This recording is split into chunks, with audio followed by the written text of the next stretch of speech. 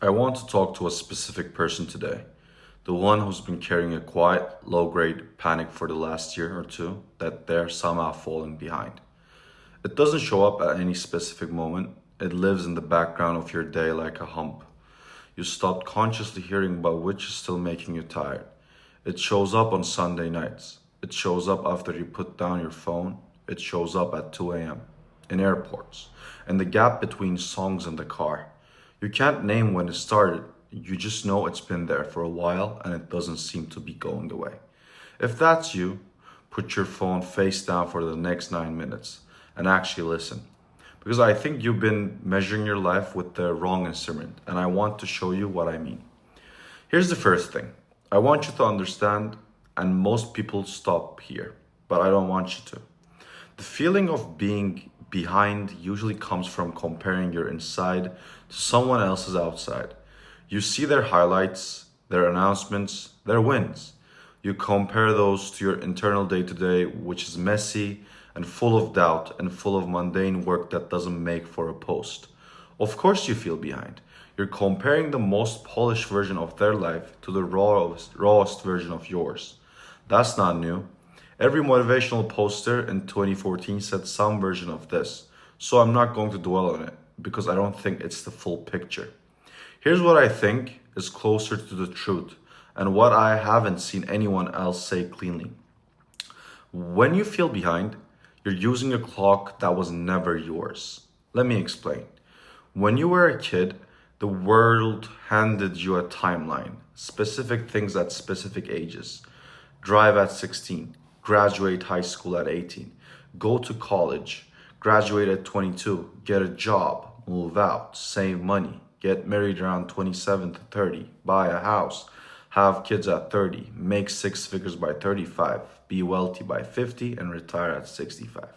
That timeline didn't come from you. It came from the norms, which was a world where most people lived in one country their whole life, worked at one company for 40 years, married someone from their hometown, and bought a house that cost 3 times their annual salary. That timeline made sense in that world. It was an accurate clock for the life people were actually living. It is not the world we're living in today. You live in a world where people move countries in their 20s, where you can build a business from a laptop, where your peers are scattered across 4 continents, where the cost of a house in your city is 15 times the median salary, not 3 times it, where marriage at 27 is early, where career shifts completely every 5 years, where the very concept of behind assumes a single shared timeline that no longer exists. But you're still using that old clock because nobody gave you a new one.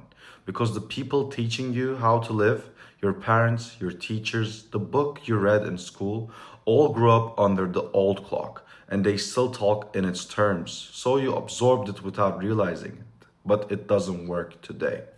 And of course, you feel behind. The clock is wrong. Let me give you the most useful way to think about this. There's a guy your age, somewhere in your country, who's exactly where you are. Same job, same income, same relationship status, same square footage of apartment, same number of friends, same level of self-doubt. He doesn't feel behind. He feels totally fine. Why? Because his reference point is different. He grew up in a smaller town. He compares himself to the kids he went to high school with, most of whom are doing worse than he is. By his clock, he's ahead. You grew up in a bigger city, or you went to a more competitive school, or you spent your early 20s online, surrounded by the absolute highest performing tenth of a percent of people your age, who became your invisible reference group. By that clock, you are behind. Same life, same square footage, same income. 2 completely different psychological experiences because the clock is doing all the work. This is the part I want you to really hold on to. The feeling of being behind is not telling you something true about your life. It's telling you something true about your reference group. Change your reference group, the feeling changes. Same life, completely different verdict. Now, the obvious objection. Someone listening to this is going to say, but my clock, I'm really behind. People are my age are getting married, buying houses, having kids, getting promoted, making more money. That's not a comparison artifact, that's real. I want to push back on this carefully because I think there's a kinder version of the truth here that nobody's telling you. Most of the markers you're using to measure ahead or behind are the wrong markers. They don't measure what matters, they measure what was easy to count. Marriage at a certain age, house by a certain age, salary by a certain age.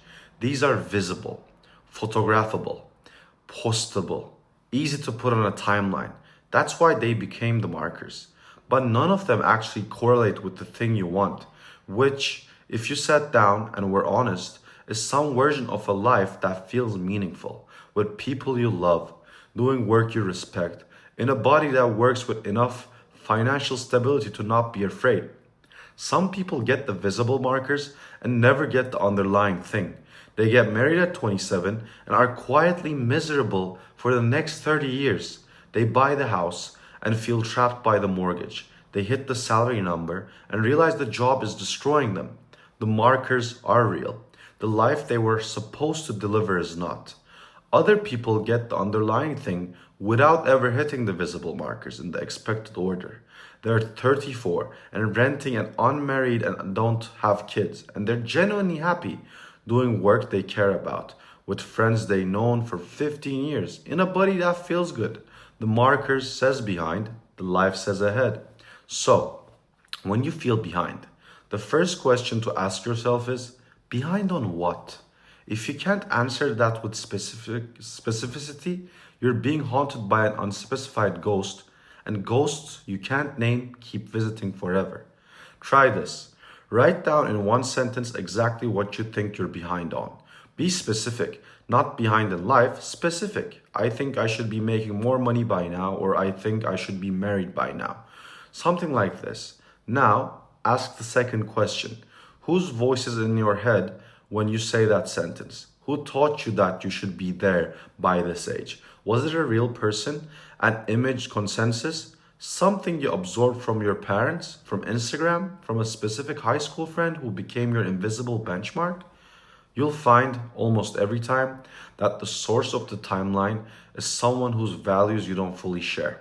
A parent who measured success and stability when you secretly want adventure. A peer group who measured status and titles when you secretly want freedom. A culture that measures masculinity and earnings when you secretly want depth.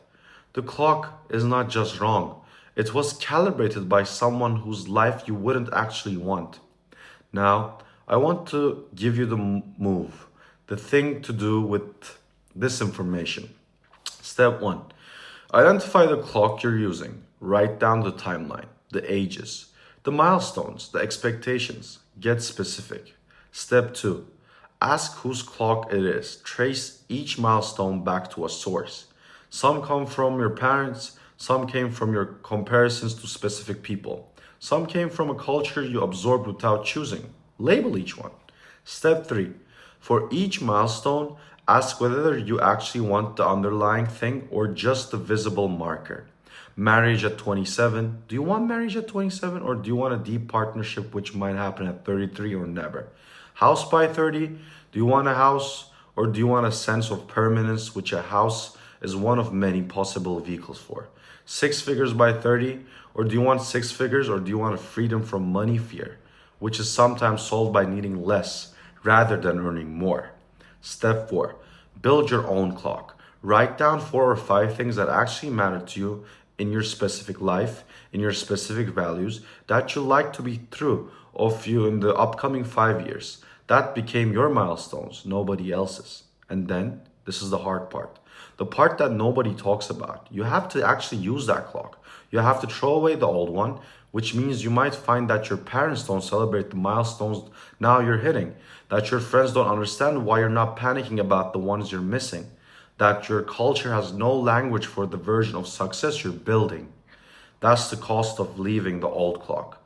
You lose some of the validation that you were getting before. The applause stops coming in the language you were trained to listen for. It comes in a quieter language. Sometimes it doesn't come at all, and you have to learn to applaud yourself. But here's what you're getting in exchange. You stop feeling behind, not because you caught up to anyone, because you stopped racing, a race you didn't sign up for initially, on a track that was drawn by someone else against runners who are running a completely different distance. You're not behind. You're on a different clock, and the only person who can read that clock is you. Most of the people you envy are still on the old clock. They have stressed in ways you don't see. They're hitting markers and feeling empty. They're winning races they don't actually want to be in initially. And the version of you that you envy, the one with the better job or the better partner or the better body, is not necessarily a happier version, just a different one. There's a final thing I want you to understand, and this is the part that took me the longest to learn. The opposite of feeling behind is not feeling ahead. The opposite of feeling behind is not racing. It's stepping off the track entirely and walking somewhere that actually leads to where you want to go. There is no rush.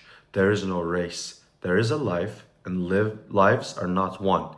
They're built. If you've been carrying this feeling for a year, 2 years, 5, I want you to know that you can put it down. Not all at once, not perfectly, but you can start by writing down the clock you're using, asking who it is, and noticing how much of what you've been racing for is somebody else's ideas and norms. You're not behind. You're on a different clock. Read it carefully. Nobody else can for you.